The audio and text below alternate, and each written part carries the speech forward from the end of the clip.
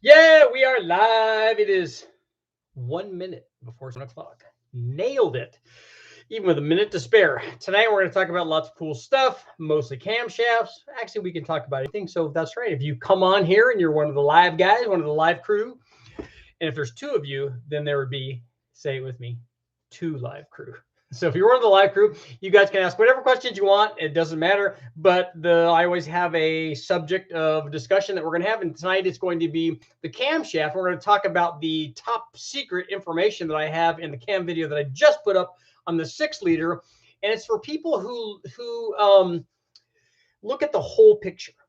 And you can see in that video with a variety of different cams I tested that there's a big picture. You can look at all the different power curves from the different cams, and then you can step back and go, there's more information here than Richard's letting on. And that's what we're going to talk about tonight. And that's for the live people. So if we take a look at the video, you can see that we started with a stock 6-liter cam. Now, I could have started maybe with LM7 cam and made less power, but I don't know why you would. They did use the LM7 LR4 camshaft in the very early 6-liters, and then they switched up to a 6-liter camshaft. And then I think that they continued to use the same camshaft in the LR4 or the LQ4 and the LQ9, and that became the stock camshaft. Now, if you take a look, I have a video up where I tested basically all the factory camshafts that I could get my hands on, including the LM7 LR4, the 6-liter cam, the HO53 cam, a little bit of difference between those two. I'm told all the LS families of the 1, 2, 3, 6, 7, 9, the LSA, lots of different factory cams. And so the reason that I wanted to do the test on those and not just some of the aftermarket cams is because a lot of guys, when they do a cam upgrade, they just take out their stock one and throw it aside. So a lot of times they sell it for cheap or give it away or trade it to somebody. And that leaves a lot of factory cams available for lots and lots of people.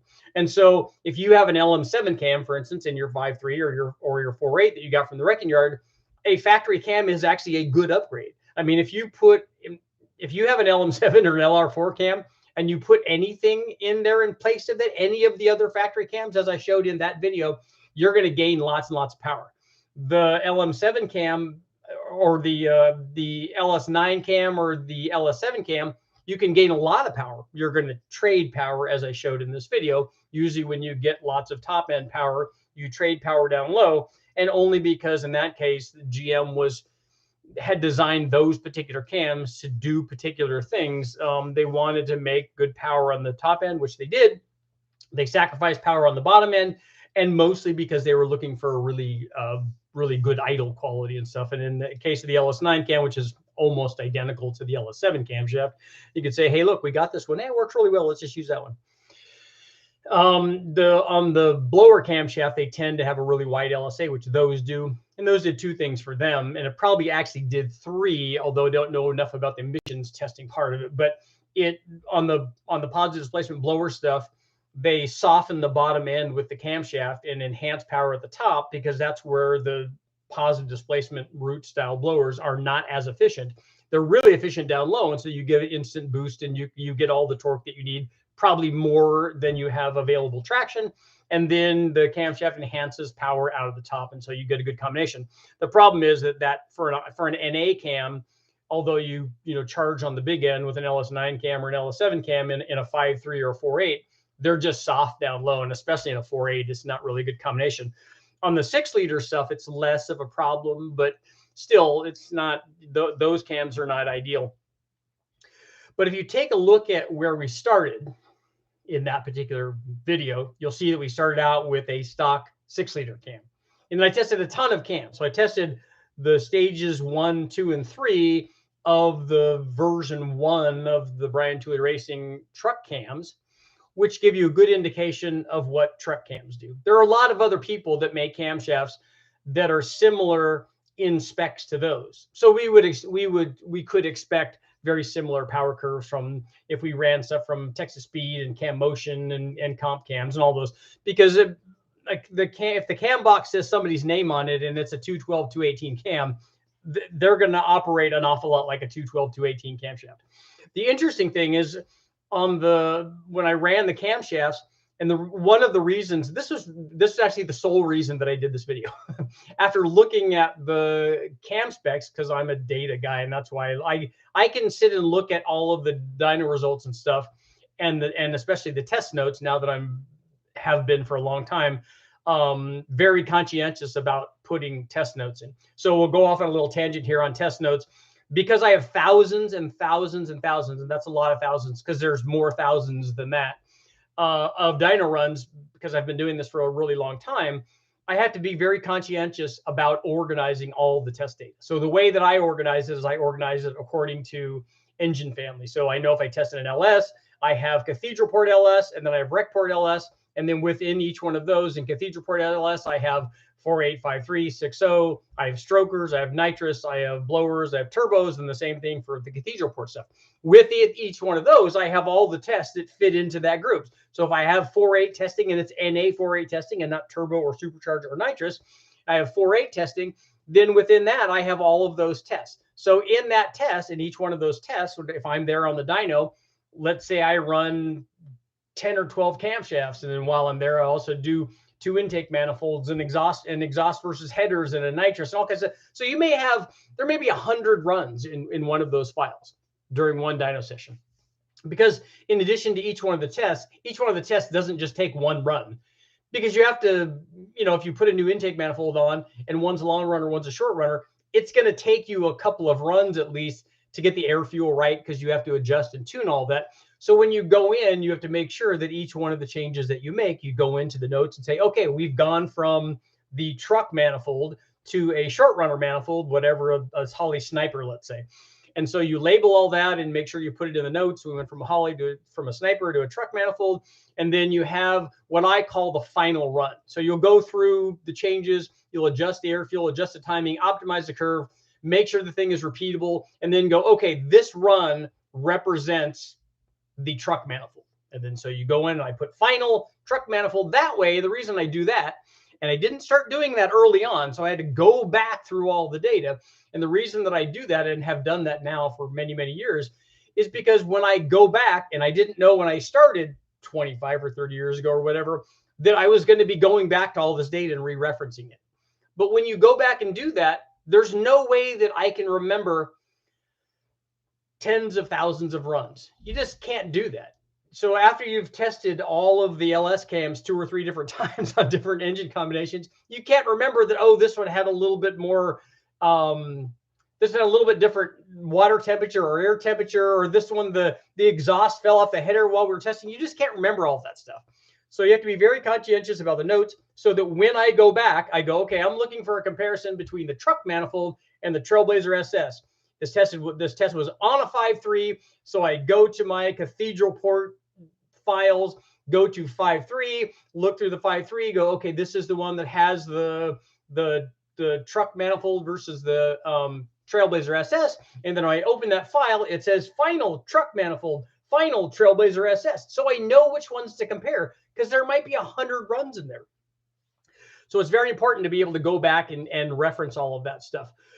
So in looking at the data that I have today, when we're comparing the stock 6-liter truck camshaft, and we're comparing that to the Brian Tooley Racing stage 1, stage 2, and stage 3 truck cams, I can go back and grab the ones that I want. But also looking at that data, I can see that if I look at a stage 1 truck cam from those early version 1 truck cams way back when, that if you look at the specs on it, like the lift and duration specs of a stage 1 truck cam, you see that Brian Tooley Racing stage 1 truck cam was a 206, 212 at 50 duration. It was a 527, 535 lift at 114 degree lobe separation angle. Well, lo and behold, if you look at the specs on a factory Ls3 camshaft, it's very, very similar, which is why I wanted to do this video, because the specs on the Ls3 camshaft, 551, 525, similar in lift, 204, 211. So we're talking about 2 degrees intake and 1 degree in the exhaust, and then a fairly good size change in the lobe separation angle, 117 versus 114 for the truck cam. So it got me thinking, well, how do those 2 camshafts actually compare given the similarity of specs? I've run back on the 5.3, I've run that LS3 camshaft. We compared it to the LM7 and all of the other factory ones, but I didn't compare it to any of the truck cams. So I wanted to see what that did. So I was able to compare that stuff. And lo and behold, the truck cam is a lot better than the factory LS3 camshaft. And the reason for that is it's an aftermarket cam. It's a much more modern design. It is a tighter LSA. I didn't look up the actual valve events, which I could, and I could probably get a little bit better idea on what's actually going on with that. But it's an interesting comparison because the two actually make the same, almost identical peak power within 1 horsepower of each other. The LS3 cam carries a little bit out at the very end. So like say from 62 or 300 on out past that, it's a little bit better. Everywhere down below that, below the peaks, the truck cam is a lot better. So that's the one that you would want because most guys that have trucks don't care about how it pulls out at 6,500. They care about how it pulls at 2,500 and 3,000, 3,500 in the area where the truck cam will definitely be better than the LS3 cam, because the LS3 cam, if you compare it even to the factory cams, it loses power. It loses torque down there by a fairly significant amount. And then when we went up with the stage 2 and stage 3s, I got even more information because we start to trade a little bit of power when we go from a 206, 212 to a 212, 218, and then a 218 to 224. And you see just what that trade-off is. And I've posted the information on the truck cams before. But it's interesting that most guys, because there's a 2 and a 3 and a 4 and a 5 available, they're just going to get the biggest one. When in most of the cases, certainly for a 5.3 or a 4.8, that's not what you want unless you just want to have the chop. And you got to be able to say, I have a stage 5 truck cam, even though if you were to do a drag race, if you were out on the street and you guys had lined up at the light, a guy with a stage 1 or a stage 2 is going to beat a guy with a stage 4. He's going to take him off the line. And I don't know that the other guy will ever be able to make that up unless he has lots of converter or lots of gear. For me, I like that part of it better than I do, and we talked about this as we go up in camshaft from there too, because then I ran the sloppy stage 2 camshaft, which is very, very popular. Lots of guys buy it and it works very well. And we see from the power curve why it works well. It was a little bit better than the stage 3 truck cam by about 10 horsepower. It had more torque. In fact, it had more power than the stage 3 truck cam. This first version of the stage 3 truck cam, it had more power than that basically everywhere. It made as much low speed power as the stage 2 truck cam, and then made more power and made a little bit more power, about, like I said, about 10 more than the stage 3 truck cam. So it's actually a fairly decent combination. In my opinion, it doesn't idle very well. and I didn't get to run that sloppy stage 2 down at 2,500. I didn't do it because we weren't looking at that. And down at 2,000 and 2,500, it would definitely be softer than at least the smaller truck cams. But that's all why I wanted to test the Truck Norris cam, because I know from the dyno results and from speaking to Brian at length about what they've been doing with their camshafts, which is amazing stuff. The second version, the V2 version, the Truck Cam 2.0 is better than the cams that I tested. I know because I've run those also. And then they've upgraded the cams since I did that second version test. They've upgraded them again. And then now we have the Truck Norris cam, which makes a lot more power down low. And I think it's every bit as strong or maybe even stronger than the stage 2 cam, which makes me think that it's probably going to be a lot better down low than all of these cams that I tested. I think it would be the low speed winner. I just don't know where it would cross over, because the thing is that sloppy stage 2 cam, it has 228 degrees of intake duration. It has 230 degrees, not a lot of split between the two. So that's why it does so well down low. It doesn't have a big split between intake and exhaust, and it works well. You guys use it on a lot of stuff. But I would really like to compare the Truck Norris cam to a lot of these other ones, because I think what we're going to see is that this thing is just going to be a lot better through a lot of the curve. And I just don't know how much bigger of a cam it's going to be better than on the big end. So it'll be an interesting comparison. But then also we ran that 228 cam, and then I ran the 469 comp cam, which is a 231, which it's up near the limit of what you can get away with available piston to valve clearance on an LS 4853. There's a little bit of variation because the 48 has a different stroke length. So the acceleration of the piston away from TDC is different than the others. And then you have flat, there's actually, and I'd like to see what this is, and I've never done this, but I'd like to see what the change in piston to valve clearance is between the 4.8 and the 5.3. The 6.0 and 6.2 have the same stroke, so that should be the same. The valve drop will be different between the different heads, between a 317 head with that chamber size, between a 799 and a 706 or 862, and then with the rec port head also, the valve drop will be different on those. So it'll be interesting to see. It would be an interesting comparison in a video maybe to find out what the piston to valve clearance is on each one of those combinations. And so we could go, okay, well, you have more piston to valve clearance with this combination, you can get away more with that. And that would be an interesting deal. I don't think that there's going to be a big difference actually between a flat top and a dish, because the dish isn't in the area. The flat portion, the dish is in the center, and then there's a flat portion on the outer edge of the dish. And that edge that is still there, that's not the dish part on the dish piston, still intersects the valve. So the valve is still going to hit on the flat portion of the piston. So I don't think a dish versus a flat top on a factory LS changes piston to valve clearance, even though everybody thinks that it does. What really changes piston to valve clearance is if you have a valve relief. You have an aftermarket piston that has a valve relief that's 150 or 200 or 250 thousandths deep. Then all of a sudden you have 1,000,000 miles of available piston to valve clearance, and you put a huge camshaft in it. But we ran the 231 cam and it did justice. Thank you very much. Have you ever tested a 408, 416, or 427 with the Ls3 intake? Yes, I have. If you look at the justice, the video that I have, or the video that I have up, I have a test of the factory Ls3 intake manifold versus basically every other EFI intake manifold. So do a search for Ls3 intake test, and I did it. The Ls3 intake on the EFI stuff I think is on a 6.2. But the carbureted version is on a 416. So you can see, and I compared all those to the factory Ls3 intake. The factory Ls3 intake, even on a stroker, is very, very hard to beat. So on the 231 cam, as I was saying, it's near the limit of what you can put.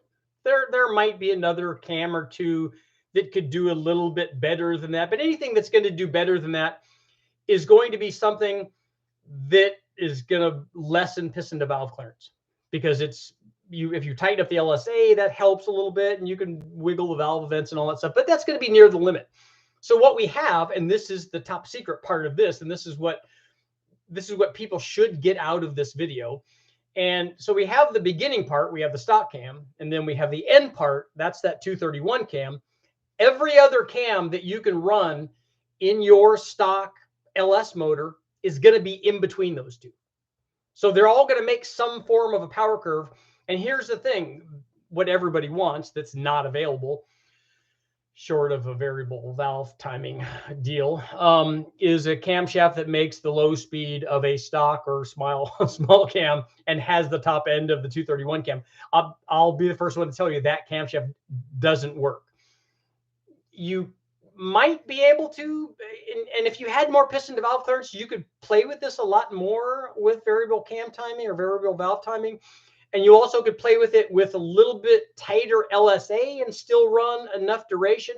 But the problem is you're limited by that piston to valve clearance. So everything that you have available to you is in that range. That encompasses every LS cam that's out there in the market that fits in the factory piston to valve clearance.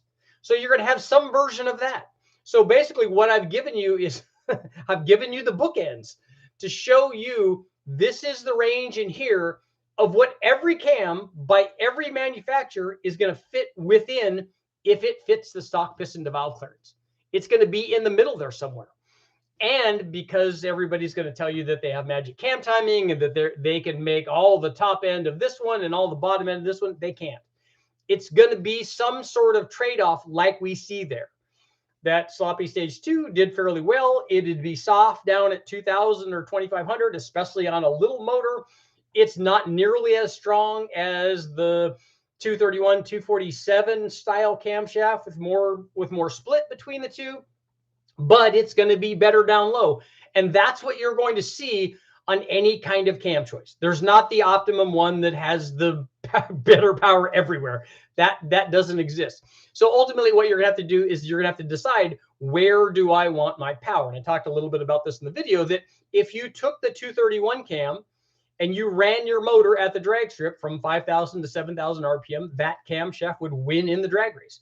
Of course, you'd have to get it off the line in first gear, but in first gear with a stall speed, you're going to be up in that RPM range fairly fast. The other thing is that camshaft doesn't lose a lot of torque in the area where you would be driving it. It would not drive as well at part throttle and stuff, or idle as well as some of the smaller cams. And so driving around would not, and it's not going to be terrible because it's only 231 degrees and in the 6-liter, a 231 cam in an LS is not huge by any stretch of the imagination. But still, you can see from the dyno curve, it makes a little bit less torque, but not enough to where you would lose the race. In the race, it has 30 more horsepower than the sloppy stage 2, and then a lot more than some of the other ones. I mean, I think it might have been as nearly 100 horsepower up on the stock cam. So it would be a lot better at the drag strip if that's what you wanted. If what you want is to drive around and just nail the throttle and spin the tires, but have the thing get decent mileage. And so whatever your criteria is for your cam, that's why I can never answer the question of actually what the best cam is, because your definition is different than my definition and different than everybody's definition here. But those cams that I showed you, every cam that you select, or any cam that you select, is going to be somewhere in the middle there, unless, I don't know why you would pick an LM7 cam that would be on the other side of that, but everything is going to be in the middle there. So that's the top secret thing that I was talking about in the thumbnail. So now you guys have all the information you need to run any kind of camshaft that you want. Obviously, there are cams that go beyond that if you have a piston that has valve release, now you can make a bajillion more horsepower because you can run more lift and more duration and a tighter LSA and run more RPM and put a single plate manifold on it, a dominator, and whatever you want to do. All of that stuff is possible. You can do all of that stuff. But in the range that 90% or more of us are in that range of a stock bottom end, most guys don't even want to take the motor apart to put ring gap in it when they're putting a turbo on it, let alone do something so that you could put more piston to valve clearance in it. But that's kind of a cool test. And there's lots of stuff like that. If you look at the videos that I do, there's that kind of information, much broader information than the specific test that I'm showing you. There's a lot of times a bigger lesson there. And so it's good stuff. Okay, let's see what you guys, that's my spiel for tonight. Let's see what you guys got going on. Let's see, Leonard, we'll start with you. If I had an 823 and 821 head, if I change the valves, will they be the same? Yes, they're the same. Those heads flow the same. They perform the same. And honestly, between the valves, you probably would not see anything unless you're planning on revving the motor and you don't have enough spring rate to work with the change in valve weight.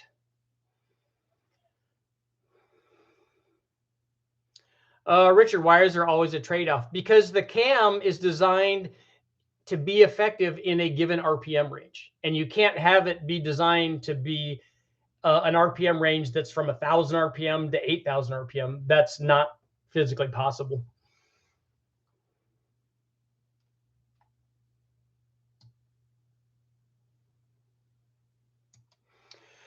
Gene, when you talk about ring gapping a junkyard block, are you using the used rings and gapping them? We reuse those rings. In fact, not only have I reused those rings, I've reused the used rings after we put gap in them. I've mix and matched what hole I put them back in. We've also put used rings back in after I ball honed cylinders. So I'm not telling you that there's not anything to ring seal. There is. But they're fairly forgiving. I mean, if you take a look at the test that we just did when I was doing the stuff with the Engine Masters guys, and we did the piston flip in the Dodge, we took the piston and ring assembly out and put it in a new cylinder. And the thing repeated to within less than 1 horsepower. So the decimal point passed the 1 horsepower deal. So it was less than 1 horsepower. So that's how much we put, used rings from one cylinder into another cylinder, the whole piston and everything, from one cylinder to another cylinder, and it made exactly the same power. Are you done? Are you done with the Chrysler 2.2? I haven't even started with the 2.2. I haven't run any tests on it yet, but I just got a call from John Mahovitz, and the adapter plate for the 2.2 is done, which means I can be testing pretty soon, hopefully. New rings, of course. No. New gap, but not new rings.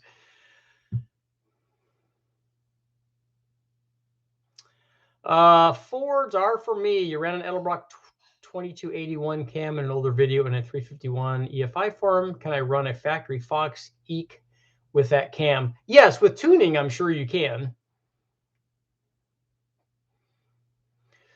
AJ, what effect on performance would swapping the lift numbers on the Comp 227 cam have? It would have more intake lift instead of being similar to, I don't know what you're trying to do. Just tell me what you're changing it from and to. That gives me probably a better idea rather than comparing it to another cam that I don't know about.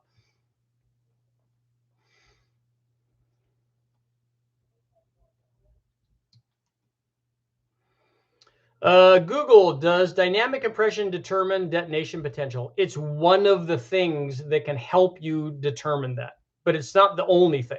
Lots of things do. Air temperature, water temperature, the chamber design, their back pressure, if it's a turbo. I mean, there's lots of things that affect that.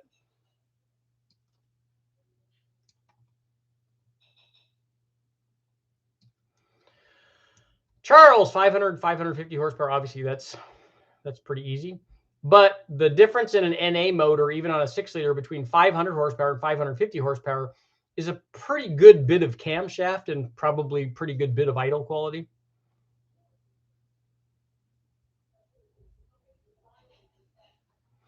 Overbuilt.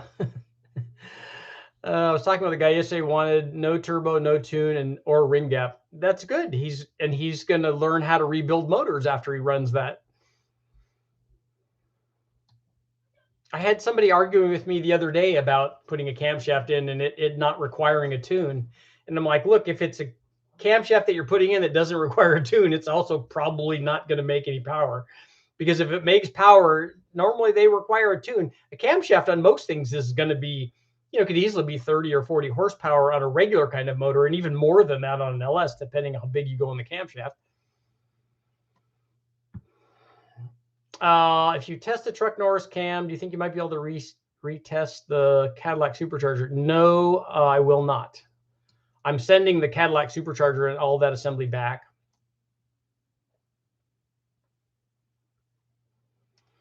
If you tear it down to a bare block and you don't use new rings, just go out and back and shoot yourself in the foot. You don't have to do that. It works just fine. We've run lots and lots of big bang motors with used rings. At least the cam isn't as bad as my 305 LG4 cam. That is pretty small.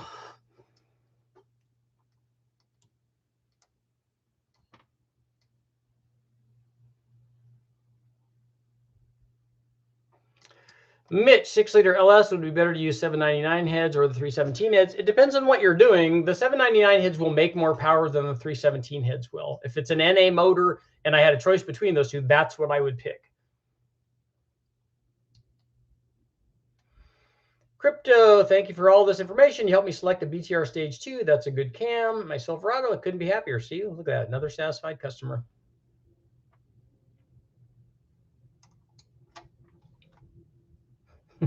It's the biggest cause of detonation. Probably it's not. I think people put too much into, I see people just swearing by that. It's dynamic compression. You can't go over this number. Well, what if you can? What if I change what if I soften the chamber? I can go way over that number. That has nothing to do with it. Are you using new lifters with each of your cam tests? No, especially if it's a junkyard motor, I'm using the lifters that came in the junkyard motor.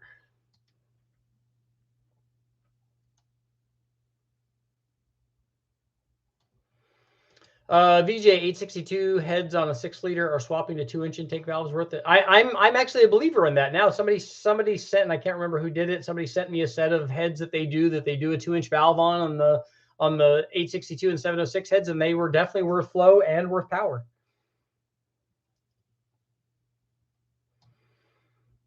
Richard, 7875, 5.3 liter of a 224R, 224. So is it a 224, 224 cam? Is it worth going to a BTR stage 2 turbo cam? Going to be bleeding off boost? You're not going to bleed off boost. Boost with a turbo is not going to bleed off because there's more back pressure than there is boost pressure. So it's not going to flow that direction. If anything, it would go the other way. That camshaft doesn't have a lot of overlap in it because it doesn't have a big spread between intake and exhaust. And I have to look at the events, but a 112 LSA with that kind of duration, that's a pretty mild cam. I don't like single pattern cams, not at that duration, like a 202, like the torque cam for something low RPM and good idle quality and torque producing. That works pretty good. I like dual pattern cams. And I think if you had a 224, 232, like the one that I run all the time, I think you'd be really happy with that. But that cam, whatever power curve it makes NA, you're just going to add boost to that and it will work just fine.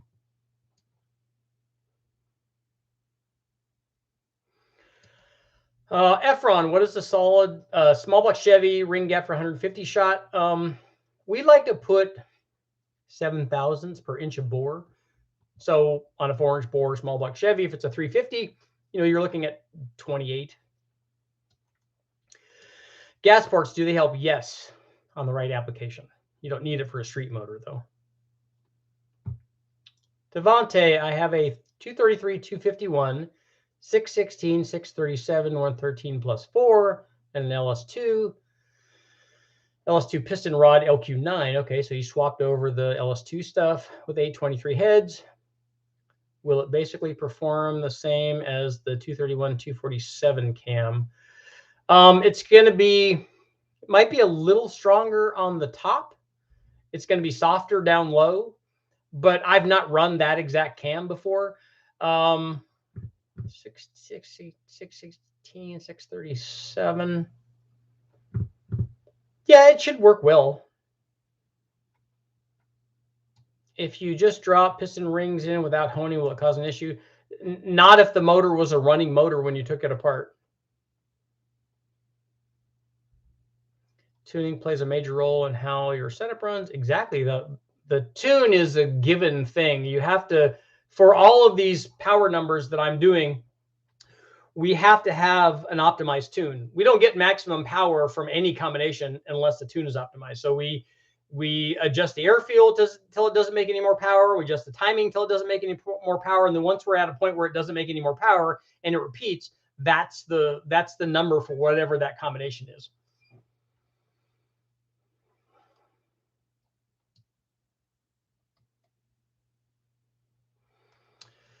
Automotive, are you familiar with the Summit LS3702 cam? No, you just have to tell me the specs. I don't know them by part numbers, except for the 469 cam, 459 cam. Joe, quick question. LS3 418 stroker, bushing upgrade on stock rockers, BTR springs, BTR push rods. What's my RPM limit? I don't know what your, the RPM potential of the motor, where it makes power, is going to be your cylinder heads and your camshaft and your intake manifold. Those are going to determine where it makes power. If you're asking how high you can free rev the motor, which is a silly question, that's mostly going to be valve train. So how stable your cam profile is versus what your ring package is, not just how much rate you have, but what the frequency is compared to the cam. There's a lot going on there, but you don't need to worry about your stroke and piston speed and that kind of stuff, if that's your question.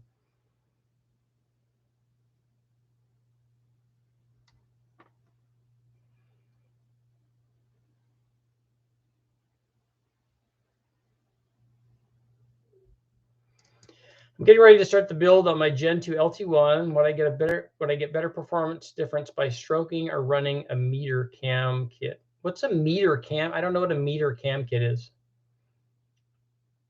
94Z28.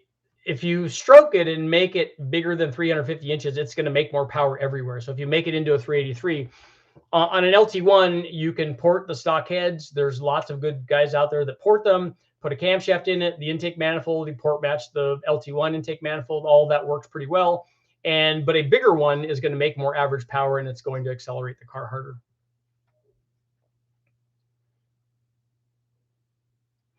On a twin turbo setup in the bed of a pickup truck, is it possible to use a single hot side pipe, or should it be dual hot side? Are you gonna run a single back and then split it? You could do that, but then if you're gonna do that, the single hot side should be a little bit bigger. Maybe go with a 3-inch on the way back and then split it into 2s or 2 1/4s or something to each one of the turbos.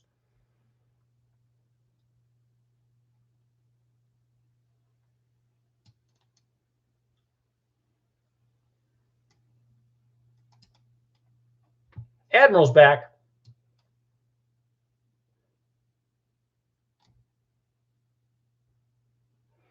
Michael, do you sell tunes? No, I'm not a tuner. How's the Buick 455 coming? It's coming every bit as good as the Nova is. Reverse cooling. Have you done any tests on adding water lines to the back of the heads? No, I think that would be more a longevity thing, or if you were at the limit of detonation, and we're not usually there. Automotive 236, 245, 612 on a 110, supposed to be good for a 6-liter carb. It probably would be, but to me, that suggests that you're going to need, that won't fit in a stock piston to valve application. You'd need valve reliefs on it. And just so you know, the carb EFI thing is not a real thing. The cam is just the engine. The cam doesn't care that there's a carburetor or that there's fuel injection running it. It works the same.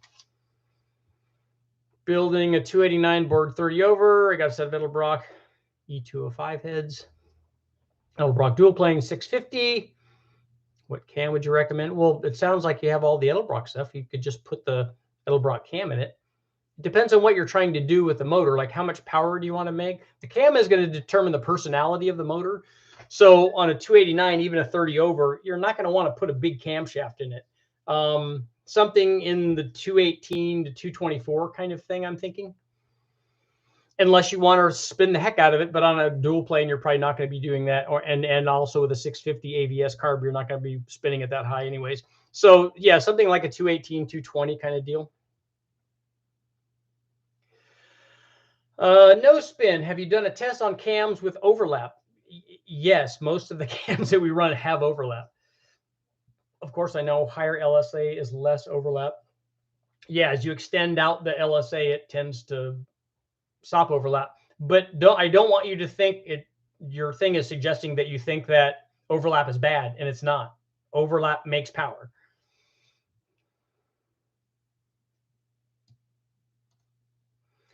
Josh, I see how the intake duration affects the power range, but what about the exhaust duration? Exhaust duration does say a similar thing. Like if you look at the test that I did between a 459 cam and a 469 cam, which have the same intake duration, they have the same lift, they have the same LSA, they just have a difference in exhaust duration, if I'm remembering that right. And what they did is make exactly the same power curve, except on the very far ends. More exhaust duration added power out at the very top after the peak, and lost power at the very bottom, way below the torque peak, down at the very load in point, basically. So it didn't have a big effect on it, but it had some.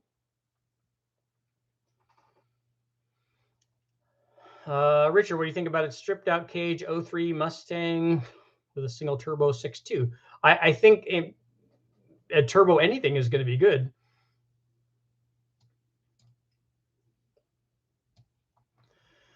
So let's see, Justice. What are you doing? Well, with aftermarket, you could just ask the questions. I'll answer them. But thank you very much. With aftermarket VVT cams, you need a phase limiter. You have custom pistons with a deep enough valve relief. Would you be able to use an aggressive VVT cam without limiters? Yes, you would be able to, as long as there's piston to valve clearance. You can have more camshaft and then retain whatever the swing is. What you have to realize, though, is a lot of the VVT that's happening with some of the factory cams, they're swinging in a lot, not so much for power. So there may be more available movement in the cam than you're ever going to use while you're running at wide open throttle. A lot of this stuff is things that they're doing for emissions and fuel economy and stuff that have nothing to do with power. It might be that they're only moving the camshaft 8 or 9 or 10 degrees during the range of wide open throttle power. And so you can easily get away with that. But as you go up in cam, because they didn't a lot of times put valve reliefs in them, you sometimes have to put phaser limiters on there. But with valve reliefs, you could get away with a lot. I'd call a decent nitrous gap in a small block Chevy 33 to 35. That's a lot. You're never going to touch there with any amount of nitrous. And the thing is that nitrous is not used anywhere near as long as a turbo is.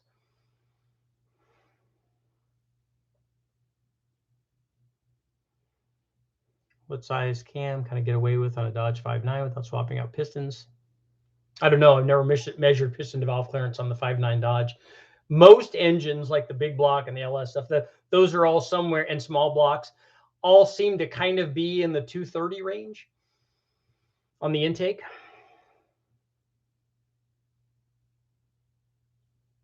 Mike, love your stuff. Keep it all coming. What kind of recipe would you recommend to make 550 horsepower NA out of a 400 small block? I think I have some small block 400 stuff up there, but it's going to take a fairly good size cam. 242, 248 would certainly work. You might be able on a 400 be able to get away with less than that. A really good head is going to be necessary. Airflow Research, Trick Flow. There's lots of Dart, Brodix. There's lots of good ones out there. There's lots of small block heads that are going to flow 300 CFM, which is going to be the kind of thing you need. You're looking at a Victor Jr. or some kind of single plane intake and an 850 or even 950 carburetor, 1 3/4 headers, that kind of thing.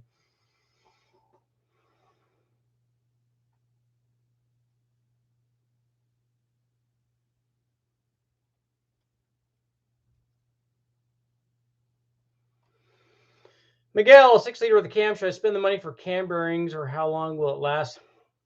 I don't know what your cam bearings look like. If you're taking the motor all apart and you're not just doing the cam swap like most people do it, most people just put the cam in it and don't look at the bearings, and you just put it in. But if you take it apart and it's all the way down to copper and it looks like it's worn through or it's getting ready, because if it spins, there's damage. It depends on how many miles on it and what the bearing looks like. If they're bad, then you can replace them. That means the motor is going to have to be out of the car to do it. It's going to be completely disassembled. It's going to have to go to a machine shop and clean it, unless you think that you can do that.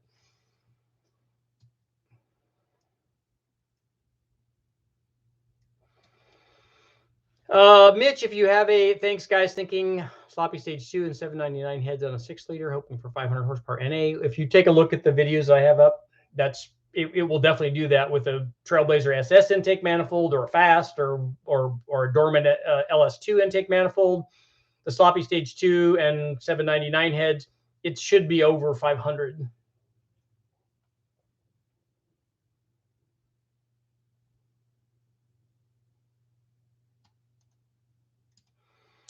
Admiral, how does somebody run a 1200 shot on a 900 horsepower motor?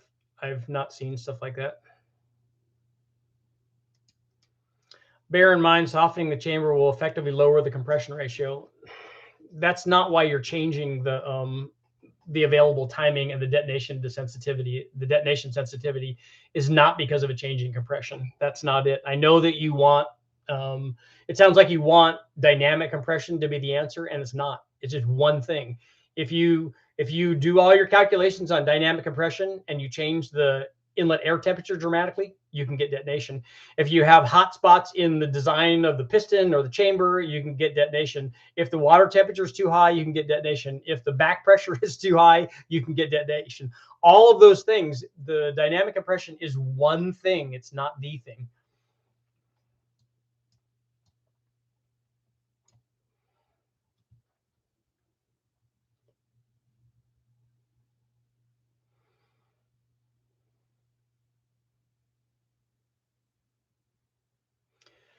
Been doing some research on Oldsmobile heads for a 350. Solid roller is the best way to go.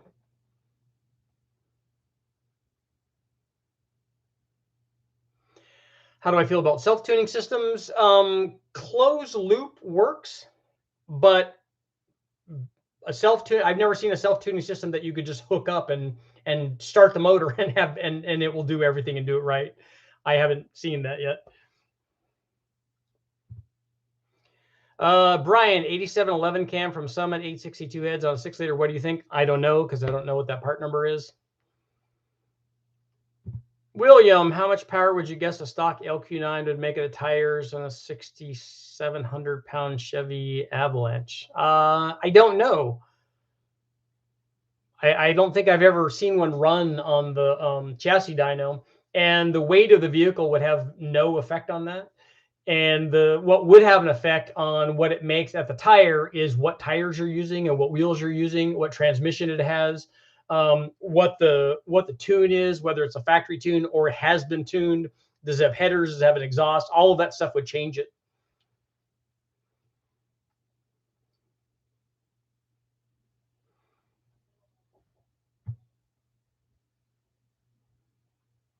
AJ Richards, let's say it's the comp 227, 235, 614, 621, but let's say we swap the lift numbers. So you want to make it a 621, 614 lift and keep all the other specs the same? I don't know that you would see any change in power at all. I don't know that that would affect anything.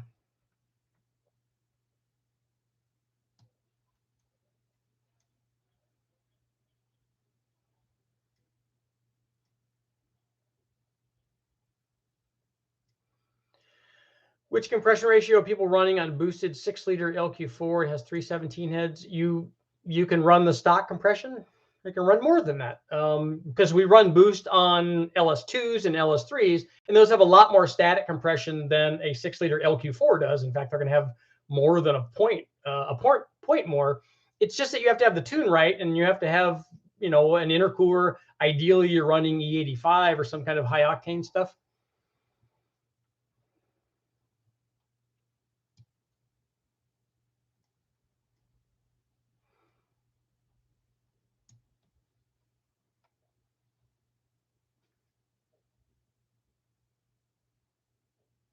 Charles. So Tim's guess is usually correct. I like that. Cam board 30 over LQ9, 243 or 317 heads. 243s will make more power.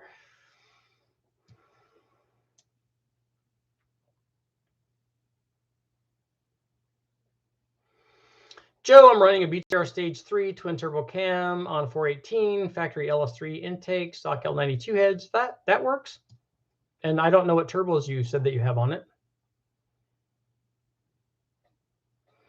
John, this is a good question because it's very, very common. About what lift should I start looking at piston clearances with flat top and 243 heads? It has nothing to do with the lift. It has everything to do with the duration. The duration, holding the valve open and hanging out there for a long time as the piston is moving, is really what causes piston to valve clearance. It's not the lift. You can lift it 1 inch if you do it at the right time. It's never going to hit the piston. The valve's never going to hit the piston. But if you hold it out open for 231 or 232 or whatever, 1 degree more than you actually could, hold it open that long, that's going to be the problem. So it's really the intake duration that's going to determine piston to valve clearance.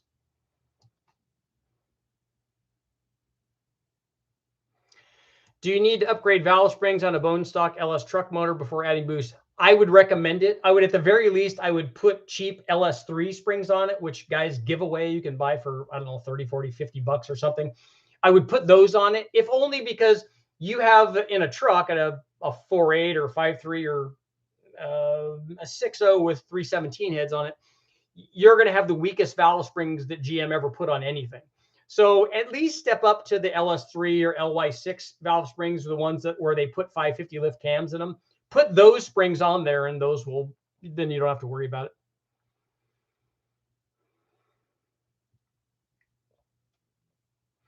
The early LQ4 and the LQ9 are dramatically different in power, and the LQ9 and the LQ4 are different in compression, and so they have a different power rating.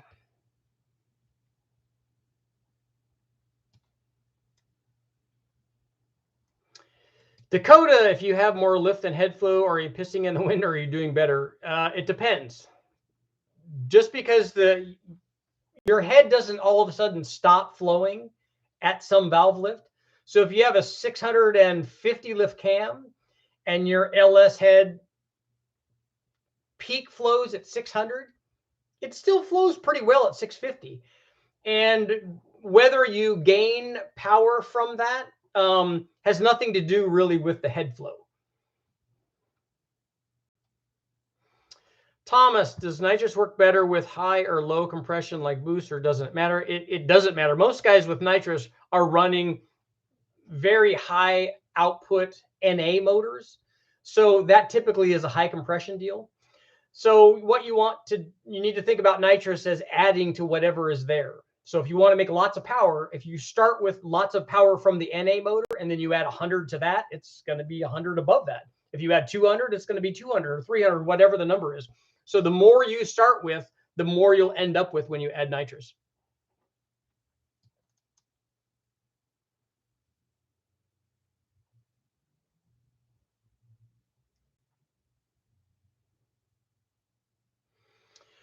Have you ever used the Anderson B31 cam through to supercharge?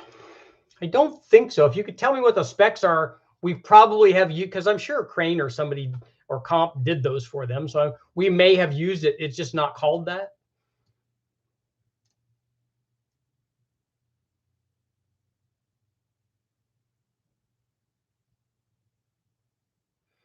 Todd, what turbos do you suggest for 1300 horsepower drag car? I'm going to run twin stock LQ4, 317, stage 3 twin turbo cam, springs 102 millimeter. Did you tell me what intake manifold you had on there? Not that it matters. 1300 horsepower is in the wheelhouse of two GT45s. You could do that with, well, you're gonna want to run turbos. It sounds like, since you have your twin turbo cam.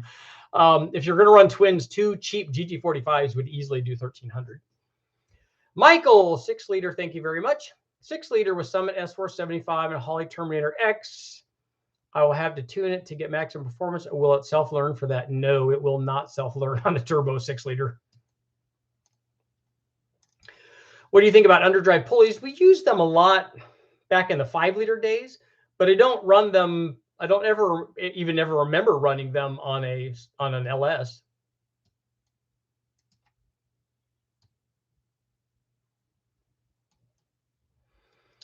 Dakota, if you have heads that flow really well on the exhaust, do you want a single pattern cam? That, in my opinion, is a misconception. I've never seen, even with a head that has a lot of exhaust flow, I haven't seen a single pattern cam make more pattern than a dual pattern cam.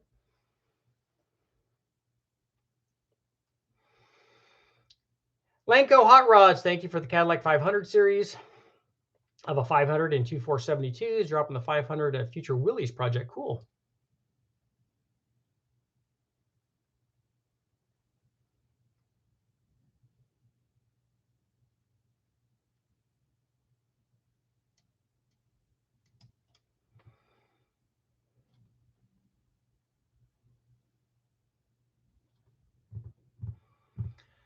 Josh, I was thinking of a custom cam, 230, 240 on 112. Zach's in the house. 454 Chevy. Have you ever tested 1 3/4 versus 1 7/8 on a 4853 heads cam intake motor? I have. We've run 1 3/4 versus 1 7/8 many times, and there's honestly not a big difference. Actually, the difference that you see is going to be in various RPM ranges. Oddly enough, the 1 7/8 oftentimes will have more low speed power. And then sometimes the 1 3/4 will be a little bit better in the middle, and then the 1 7/8 can be better at the top. I'd have to go back and look at each one of the tests to see exactly where that is. But there is no, like, I've had people tell me, oh, the 1 7/8, that's for 20 horsepower. I've never seen that. Not on anything. And I've run, if you take a look at the header test I have up, we ran inexpensive, like, DNA China headers that are I think that they were 1 3/4, and they have a 2.5 inch collector. So if anything, I thought that those are going to be the worst ones. If you look at the curves, it's real comparable to the $1,000 full stainless 1 3/4 and 1 7/8 headers that we had. So I haven't seen a lot of power there with the headers. David, 2002 53 F1D Pro Charger, better flowing heads make boost harder to make. So boost versus head flow, do they offset each other, or which would you prefer? I think thinking that that's a combative relationship, and it's not. You don't want boost. You want power. So if you make the NA motor more powerful and then you add boost to that, you're going to start higher and then you're going to end higher. And the nice thing about this on a Pro Charger, however fast you're spinning that, if you spin it that same speed on a motor that has more power to begin with as an NA motor, you're going to make more power and the boost is going to be lower. And that's what you want. You don't want the same boost. You want more power with less boost. And that's exactly what happens. Is 6 PSI boost worth it on a small block Chevy? Yeah, you're talking about a really big gain in power, even at just 6 pounds.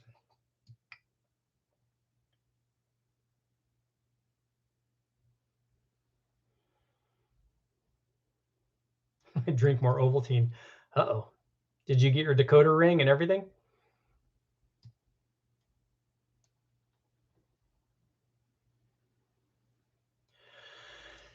Eric, not a cam question, but related to recent TPI testing. Have you tested the Mercury Marine 350 MPI intake? I have not. Seems to be not uncommon swap on the L31. I'd like to test that. Guys have mentioned that many times, and I would actually like to get my hands on one because I would like to run the Vortec motor with EFI, and I haven't done that.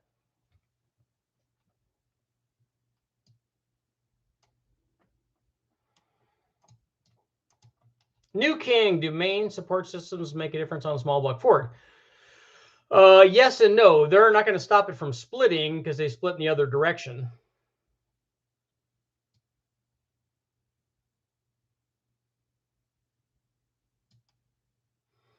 CJ building a 6-liter LS with a 4-inch stroke, 706 or 317 heads. If you're trying to get NA power, the 317 heads flow more and they would ultimately make more power. The problem is they're coming from a deficit because you have a lot less compression. So I think that they still might be a little bit less.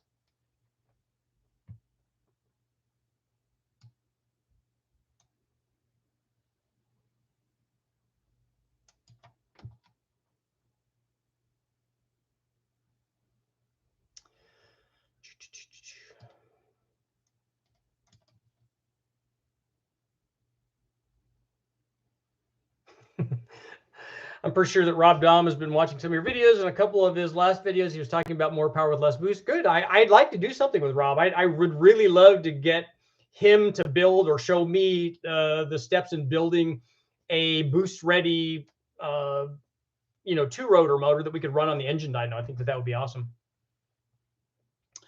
Gary, Richard, what is indexing spark plugs worth on the dyno? We have tested it, and I've not ever seen any power. The only time indexing the plugs was ever worth anything is that when we had to do it to fit on a special dome piston because otherwise it would hit.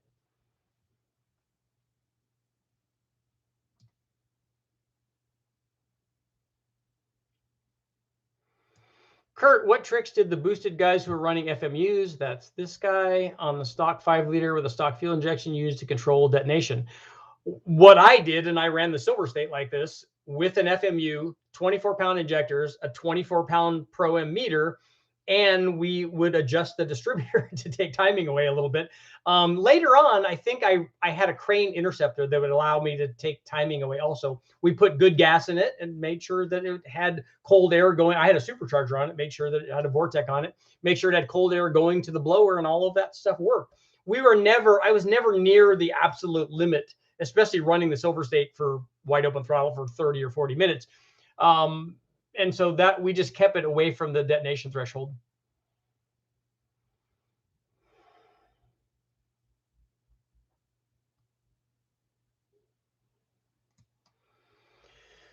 Richard, have you got a Corvette Crossfire intake to test? I do not.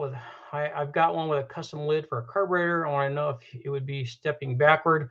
I don't know. I want to test that. I would like to run that.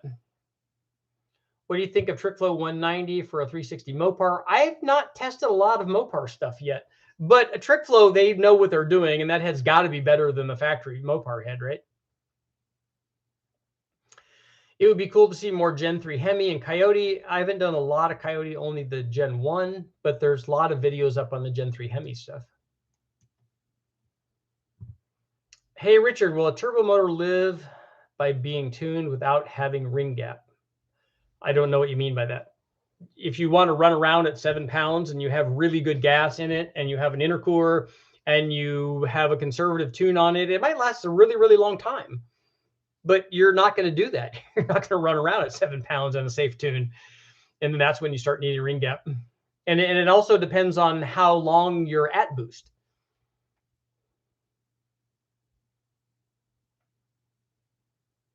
Can I keep my dual springs in my heads with my stage 2 slot beacon? Yeah, the springs are fine.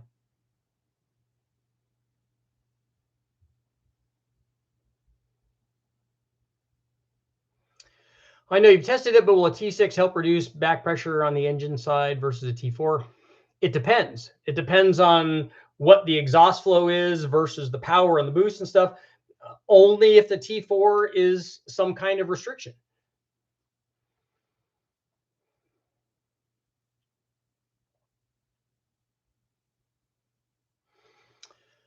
Building an L31 small block Chevy for my 80 vet. Wanted to hand port the Vortec heads. Make sure that you don't ruin them. It's really easy to ruin them. And replace the press fit rocker studs with tapped ones. That is a good idea. My old man says it's not necessary for a 450, 480 lift cam. The lift of the cam is not as important as whatever springs you're putting on those. Those would be what tend to pull out the RPM, and the spring rate are going to be what probably pulls out the rocker studs. I don't like pressed in rocker studs. I like threaded ones. It's easy to do, so I would recommend it. I'd like to see a 13B turbo rotary built on the dyno. I've got an RX-7. I would too. Is there certain types of cams better suited for stroker engines? Yes, there are bigger ones.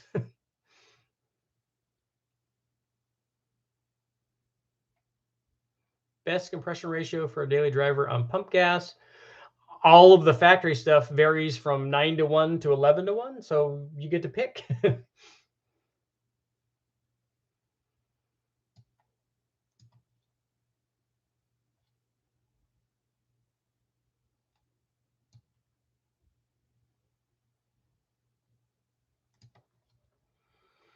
Let's see.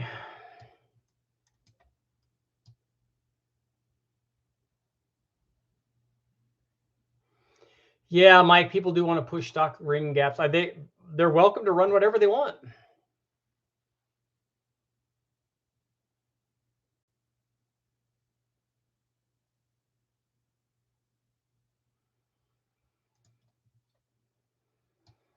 Dakotas, that would be cool if you had Pontiac stuff.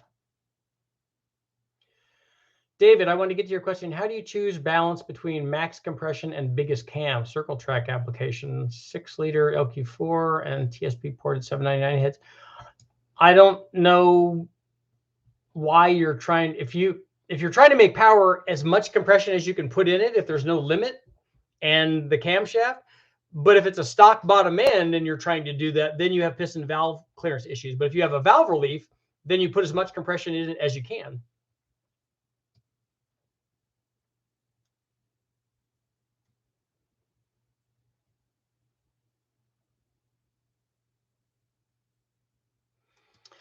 White Tequila, do you have any plans on doing a test with adding an injector in the intake tube on alcohol supercharged to see if it makes more power? No, I don't plan on doing that. I could just add methanol or something with the snow water meth injection and just not run water meth, just run meth or something. And we could do it that way.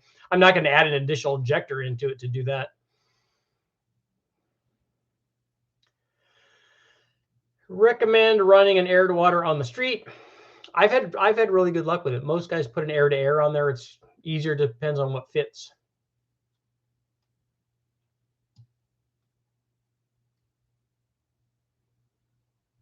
Daniel, isn't a 1200 horsepower shot of nitrous on a 900 horsepower engine equal to 20 pounds of boost on turbo? No, it's not anywhere near the same. We cannot make the same power on a big bang nitrous motor that we can on a big bang turbo motor. The motor will not process that much nitrous. That's the problem. It won't come anywhere near that. Adding 100% of the NA power output of nitrous is really difficult.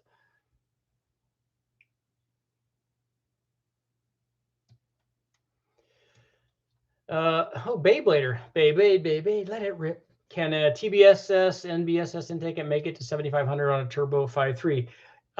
Yeah, it's not going to be making power there because the runner length is not designed to be efficient at 7,500 RPM. You'd be better off trying to do that with a 4.8 because it would be able to rev higher. It will rev there. It's just going to be on the downside of the power curve more than likely. I don't know what cam you have on it. The thing that you can do to help that is if you have a rising boost curve, it will help the thing RPM. I have 2 more minutes. In fact, AJ, yours will be the last question. Richard, L33, 3.8, bore, 225, 238, 620, 605, TBSS intake, Ls3 throttle body. Okay, spin to 7,000, 3,400. Oh, so you're going to use the spin to 7,000, 3,400 pound autocross road race car, 5-speed truck based on my build from the truck cam video with the comp 454 cam. That should work good.